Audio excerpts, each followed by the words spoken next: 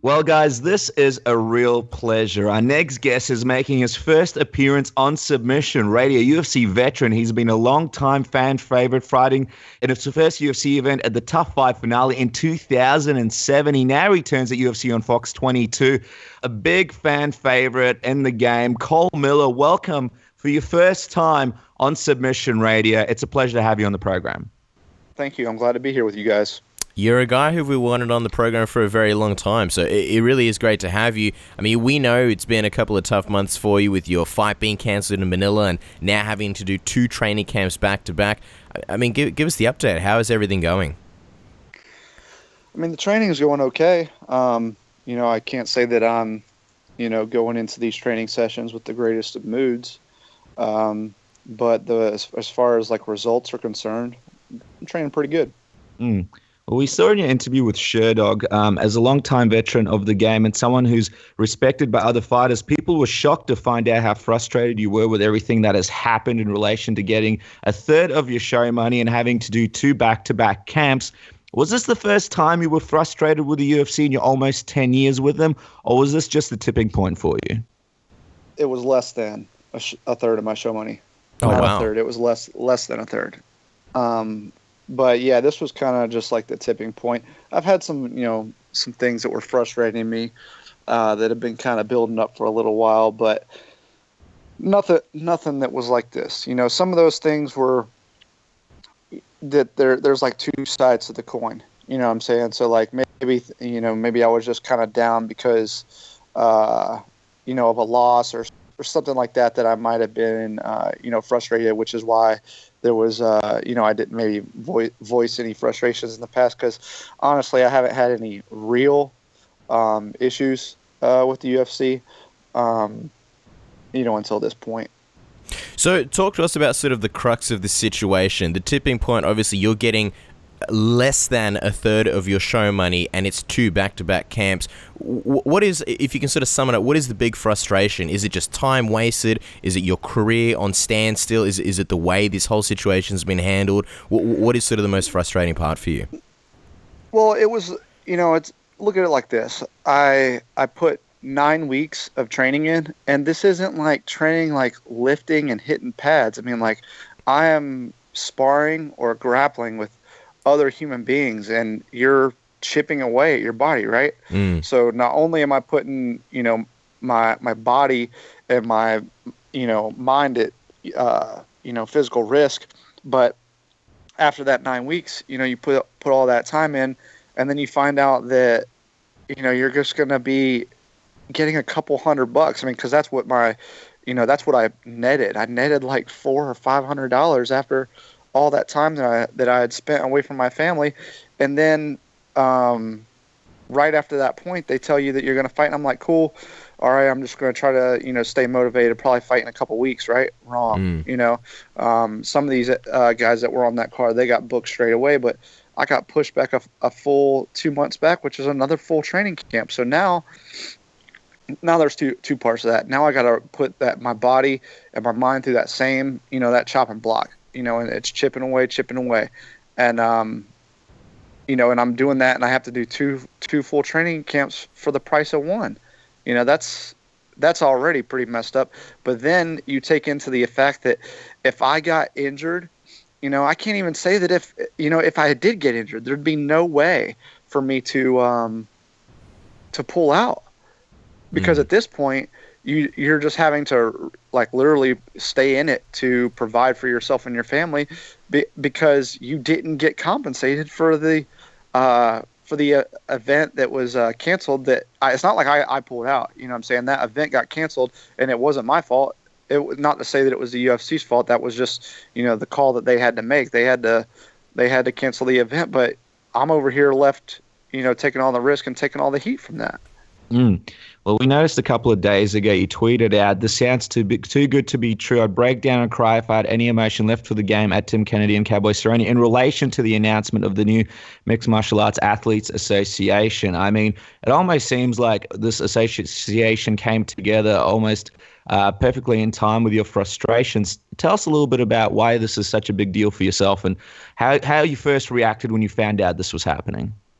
No, it's good. They're talking about things that should have already been talked about for quite some time. I can't say that I endorse the MMA because I don't know enough about it. I know that I like what they said, but I have to say this, that I encourage all fighters to do their research, to speak to the board members, to speak to the attorney that is representing the MMA, and ask thorough questions. If you are unclear about something, don't just listen to the answers and then move on. Make sure that you get clarity in every question that you may have, and you fully know what it is that you're saying that you're behind before you endorse. And that's not a slight or a knock on the MMA, but that's just saying that you should know. You should be thorough. You should know what it is that you're signing. Because there's that other or associations, the PFA and the MMA FA. You know what I'm saying? So fighters that are out there that are both young in the game and veterans, they shouldn't, just because something sounds good or because these guys are fighters, they shouldn't just jump on it. They should be thorough and take their time and develop an educated decision and verify what it is that's being said. Right, but for me, I'm sorry to cut you off. I like the way it sounds.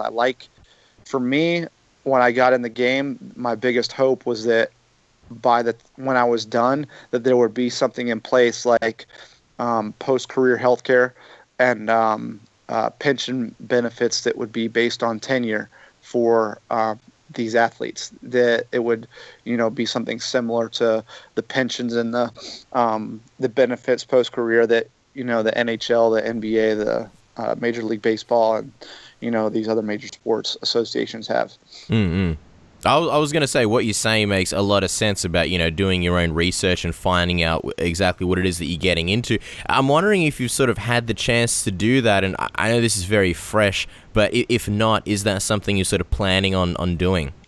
Yeah. I mean, for sure, I texted Tim Kennedy yesterday when I saw the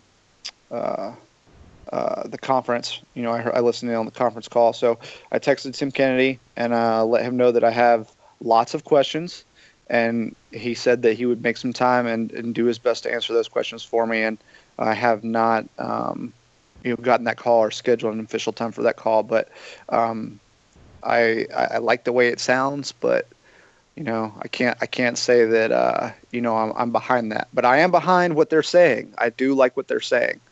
I just have a lot of questions as far as like the method of plan of attack. I'm not, maybe attack isn't the right word, but their plan. What is it that they're trying to accomplish and how they're trying to accomplish that?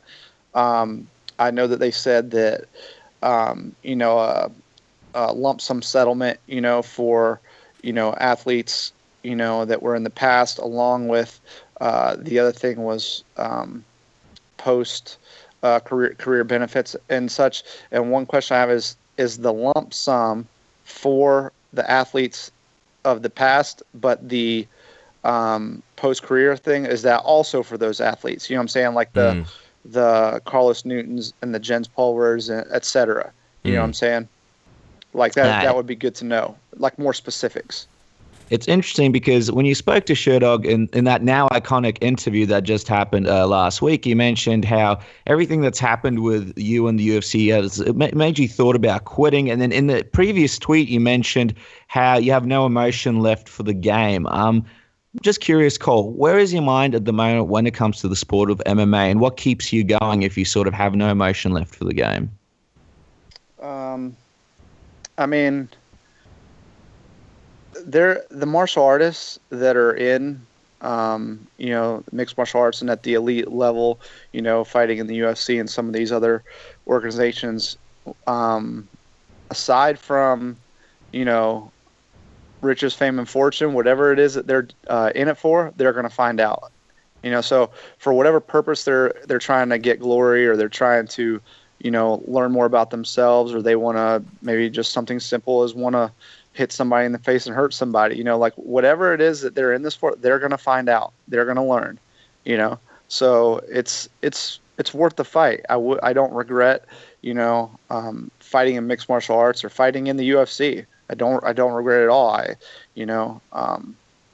I learned everything that I feel that I needed to learn about myself, and I had some great moments of glory in there, and I had some hard defeats, and some of those defeats made me come back harder, and tested my mettle, so to speak, and I'm glad for those times. But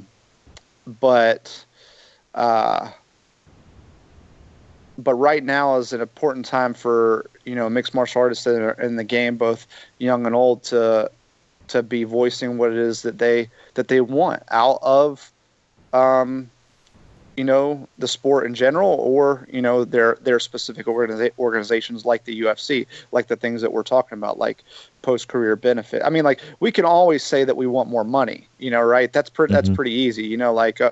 You can complain about what your contract is, or you can say that this guy's making this or that guy's making that. And that creates a lot of division. What we really need, if you want to do real work with a union or an association type thing, is we need more unity there. That's why it's called a union. So I think it's important to know that the system is set up for us to be fighting against each other, but really we're already going to be fighting against each other. We need to be fighting for each other when it comes to, the benefits, the respect, the ethical treatment, and things like that for fighters as a whole. Because just because you might not like a fighter, you don't like that they make more money than you right now, or they're getting pay-per-view cuts, or you're not, or you're making the lowest totem pole 10-10, but this other guy that came in for his debut made 50-50, and he just made his debut. That's trivial stuff. What the real stuff that we need to be talking about is, at least for me right now, that I'm thinking about, that I've been thinking about for a long time, that I'm hoping not for just myself, but fighters of the past, is the post-career amenities. Mm-hmm. And these are obviously all important things that I think most people, if not everybody, has sort of believed that should be in MMA. I'm wondering, Cole, during that Sherdog interview, you explained how you attempted to have a meeting with the new UFC owners, but were denied. What exactly happened when you asked to meet with them, and what was the reason you used to stop? No, I didn't ask to meet with the new owners. I specifically asked to meet with whoever was in charge of making the administrative decision of giving me the compensation that I received, and could give me a proper explanation on why I would receive that, not a penny more than that. And I offered to fly out to Vegas on my own dime, pay for a hotel on my own dime, to just get basically to plead my case, and if they were going to tell me no, and at least they would have said no to my face, and they would have given me a proper explanation why, and maybe could have given me a good explanation why. You see what I'm saying? Mm-hmm. But they just completely, null and voided that, and said that they weren't going to be taking any meetings regarding that issue at this time. Come on.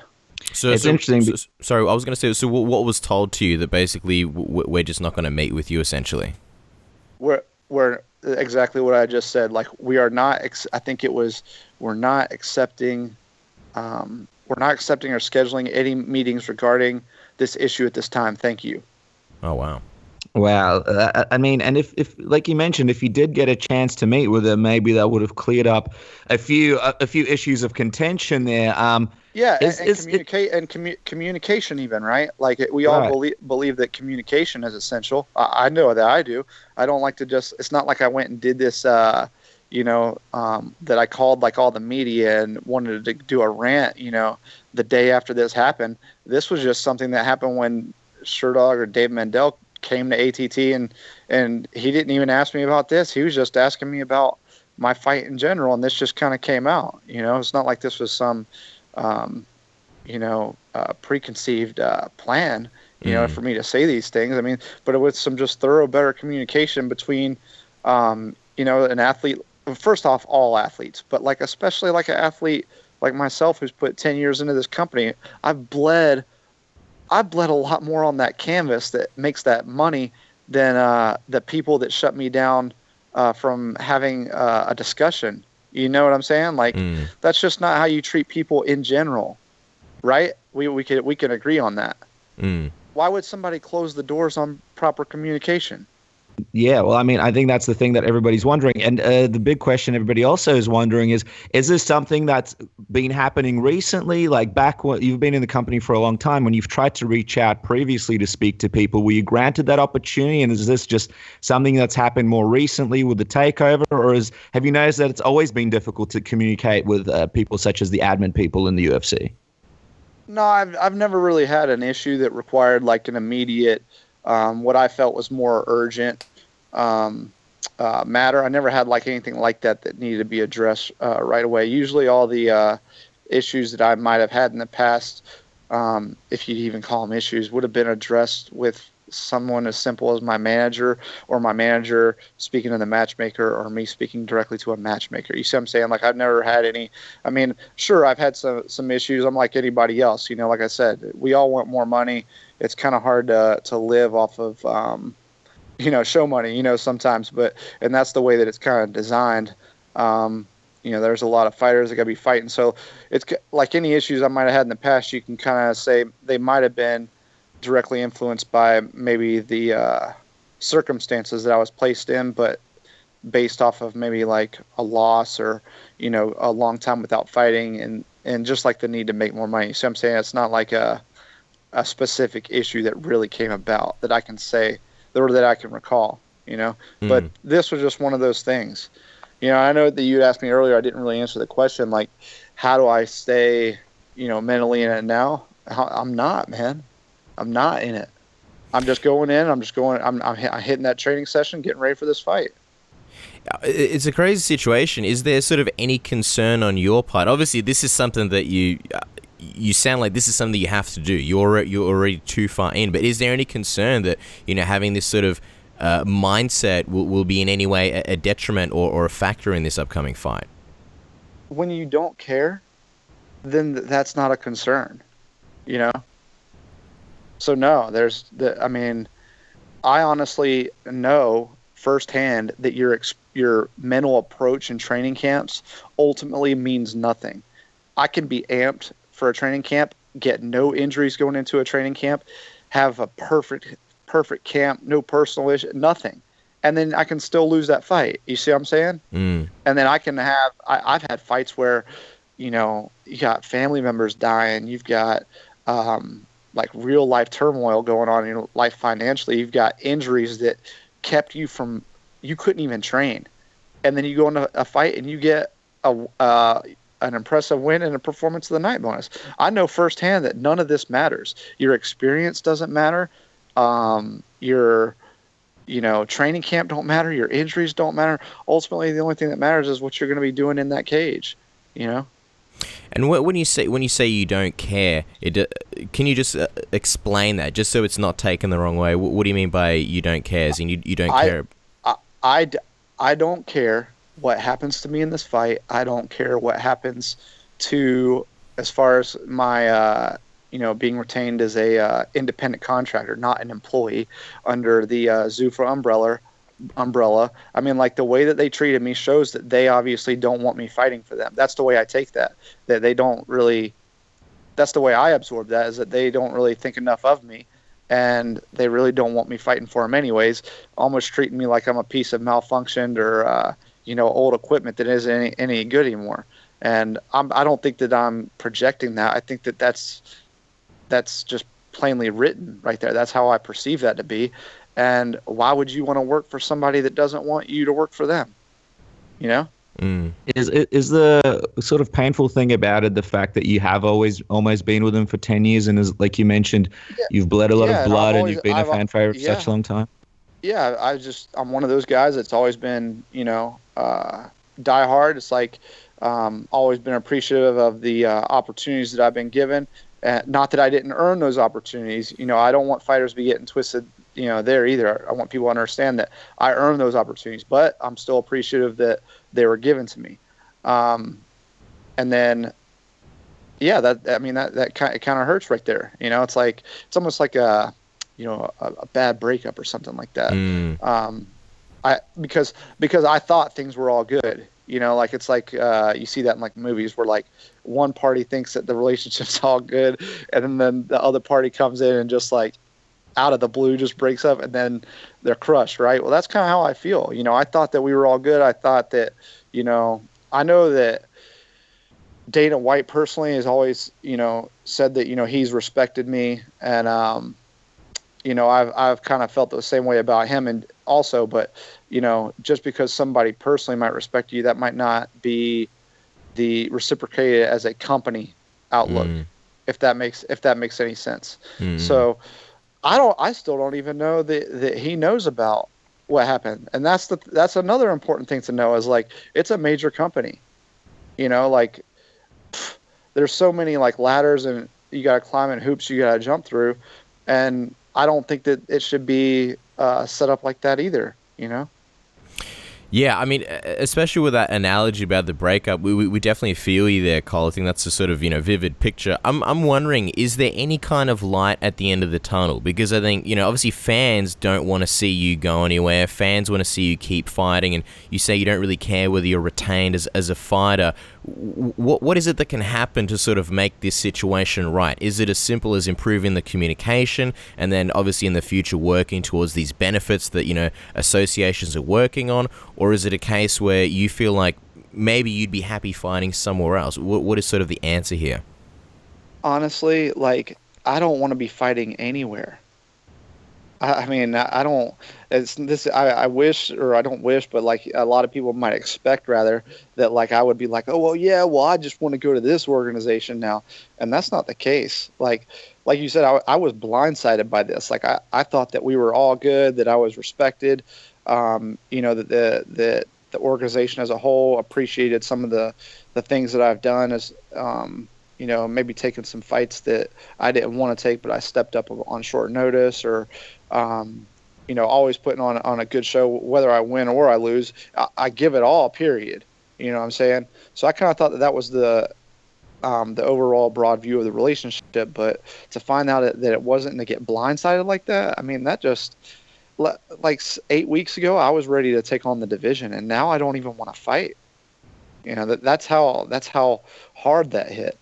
Wow. I don't want to train. I don't even want to, because like right now that just puts in a sour taste for me, for mixed martial arts as a whole and like the organization in general. It's like, man, if somebody like me who's put 20 fights in, who put 10 years in, and this is how they're getting treated and not compensated, man, like why would anyone want to go through that? Like, what if you went to work and you put in a year's worth of work and they were just like, we're going to pay you 1/4 because we don't really have a good reason, but we'll give you an opportunity to work all next year too. How would you react? Wouldn't you want to just like not even do that career field, probably, right? Especially if you'd been working for that company for a long time. Yeah, I mean, this is a crazy situation. We appreciate your candidness, Cole. I'm just wondering, the way you're talking about how you don't really want to fight anymore, this fight against Mizuto Hirota, could this potentially be your last fight? Potentially, yeah. Cole, I mean, I know he doesn't listen to the show every week, but this may come across him at some point. If you do have a message for Dana White, I mean, you haven't been granted a chance to speak to him. What would your message to him be if he does end up listening to this part of the show? What would you convey to him? I'm trying to reach out to him. Reach out to me, brother. I'd love to sit down and talk. Comb through this stuff. All right, well, there you guys go. A lot of stuff is happening right now in the crazy world of MMA. Make sure to check out Cole Miller on Twitter at Cole Miller ATT, and check out his fight at UFC Sacramento, which is, of course, going to feature the final fight of the California Kid, Uriah Faber. Cole, it's been such a pleasure having you on the program for the first time. It's a tough time. It's disappointing that we have to do it this way for the first time, but we're going to keep an eye on your story, and whenever you'd like to, man, you're always welcome back on the program. Best of luck with everything, and we'll keep on the story over the next few weeks. Awesome. Thanks for having me, guys.